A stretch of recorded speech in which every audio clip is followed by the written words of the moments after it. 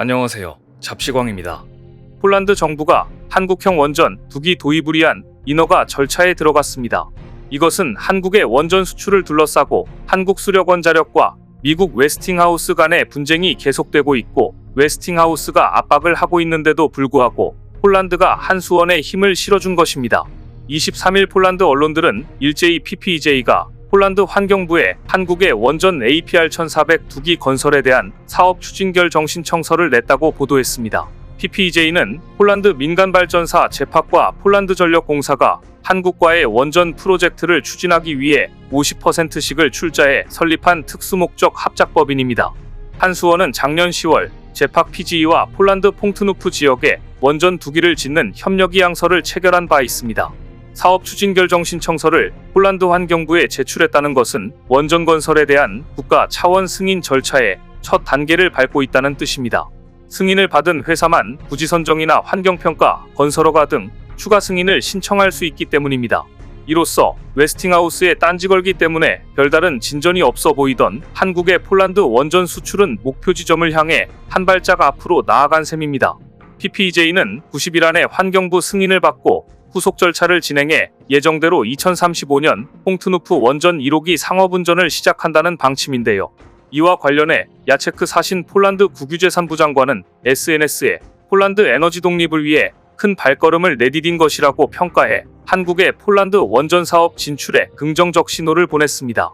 지금까지 폴란드로의 원전 수출 사업이 사업 타당성 조사 등 기초적인 작업을 진행하지 못한 이유는 미국의 원전 기업인 웨스팅하우스가 한국 원전이 자사기술을 사용하고 있다며 소송을 제기해 분쟁이 이어지고 있기 때문입니다.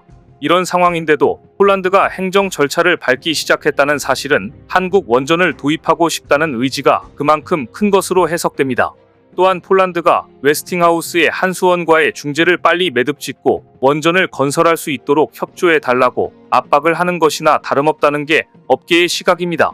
지난 4월 미국 웨스팅하우스는 폴란드 언론과의 인터뷰에서 지식재산권을 침해한 한국 원전이 폴란드에 지어질 일은 없을 것이다. 폴란드 같은 법치 국가에서 지식재산권을 침해하는 기술 채택을 검토하는 건 상상할 수 없다며 한국이 자기들의 지식재산권을 침해했다고 주장했습니다. 웨스팅하우스는 한국형 원자로가 자사 디자인과 기술을 바탕으로 개발돼 만일 다른 나라에 이 기술이 수출된다면 웨스팅하우스와 미국 에너지부의 허가를 받아야 한다고 지적하면서 소송까지 제기하며 압박을 가했습니다. 폴란드 정부는 자국에서 짓기로 한 원전 중 6기를 미국에 발주하고 이와 별도로 2기에서 4기의 추가 원전 건설을 한국에 맡기는 방안을 추진했습니다. 한국이 맡게 될 폴란드 원전 사업 규모는 최대 300억 달러, 약 40조 원에 달할 것으로 전망됩니다. 그런데 웨스팅하우스는 한국형 원자로는 완전히 개발되지 않은 미성숙한 기술이다. 폴란드가 원전 건설에 속도를 내고 싶다면 웨스팅하우스 기술인 AP1000이 유일한 선택이다라며 한국이 추진 중인 폴란드 원전 건설 사업마저도 웨스팅하우스가 가져가겠다는 욕심을 부리기 시작했습니다. 하지만 한수원은 웨스팅하우스의 주장과 달리 폴란드 원전 프로젝트 수행에는 장애물이 없다고 반박하고 있습니다. 일각에선 웨스팅하우스가 한국의 원전 수출을 막으려는 게 아니라 기술 수수료를 받기 위한 것 아니냐는 관측도 제기됩니다. 한수원은 2009년 아랍에미리트에 원전을 수출할 때도 웨스팅하우스에 기술자문료 등을 지급하는 방식으로 분쟁을 해결했는데요. 한수원이 웨스팅하우스에 기술자문료 등을 지급하는 방식으로 이번 분쟁 역시 마무리할 것이란 관측이 나오는 가운데 폴란드가 이처럼 한수원에 힘을 실어줌으로써 폴란드가 원하는 건 한국과의 협력이라는 점을 분명히 했습니다. 지금 폴란드는 한국의 방위산업을 전적으로 신뢰하며 대량 구매하는 것은 물론 산업 분야에서는 초대형 화공 플랜트 준공과 대규모 석유화학 플랜트 프로젝트까지 전방위적 협력을 진행 중입니다. 대표적인 사업은 폴란드 수도 바르샤바로부터 북쪽으로 약 460km 떨어진 폴리체에서 진행 중인 폴리머리 폴리체 탈수소화 공정 폴리프로필렌 플랜트 프로젝트입니다. 이 프로젝트는 연간 40만 톤의 PP 생산시설과 부대 인프라를 건설하는 사업으로서 사업비만 총 1조 5,400억 원에 달하고 총 면적이 축구장 약 55개를 합친 크기인 약 12만 평에 이르는 폴란드 최대 석유화학 플랜트 건설 사업인데요. 현대엔지니어링은 2019년 폴리머리 프로젝트를 따내 플랜트 선진기업이 즐비한 유럽에서 한국 기업이 대형화학 공업 플랜트 프로젝트를 따낸 새 역사를 썼습니다. 그동안 국내 건설업체들은 유럽에서 교량, 터널 등의 토목 분야와 자동차, 타이어, 전자 기업들의 공장이나 업무용 건물의 건설 프로젝트를 맡았지만 이처럼 대형화학 공업 플랜트를 유럽에서 따낸 적은 없었습니다. 그리고 이제 폴리머리 프로젝트는 완공을 눈앞에 두고 있습니다.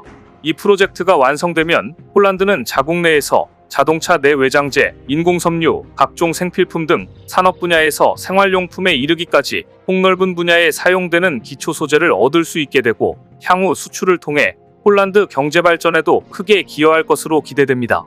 그런데 현대엔지니어링과 폴란드의 협업은 여기서 끝이 아니었습니다. 2021년 6월 현대엔지니어링은 폴란드 최대 규모의 국영 정유기업 PKN 올렌으로부터 총 사업 규모 4조 1천억 원가량의 PKN 올레핀 확장 공사 프로젝트의 설계 및 시공 사업까지 수주했습니다. 올레핀 프로젝트는 현대엔지니어링이 2019년 수주한 폴리머리 플랜트 사업 규모를 훌쩍 뛰어넘는 엄청난 규모였습니다. 이 사업은 현대엔지니어링이 지속적으로 추진한 기본설계 연계 EPC 수주 전략의 결실로 평가받고 있는데요. 그동안 기본설계 역량은 유럽 및 미국의 선진 엔지니어링 기업들의 강점으로 부각되어 있었지만 이제 한국 기업들도 기술력에서 절대 밀리지 않는다는 것을 증명한 것입니다. 관련 업계에서는 현대엔지니어링에 계속되는 폴란드 대규모 프로젝트 수주로 한국 건설 및 엔지니어링 업체의 기술력과 수행 능력이 입증됨에 따라 진입 장벽이 높았던 유럽 지역 진출이 확대될 것으로 전망하고 있습니다.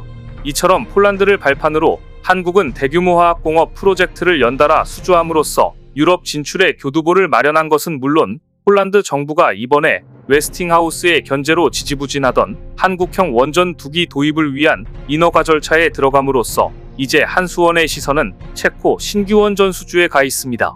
체코는 오는 10월 2일까지 신규 원전 사업 후보로부터 최종 제안서를 받습니다.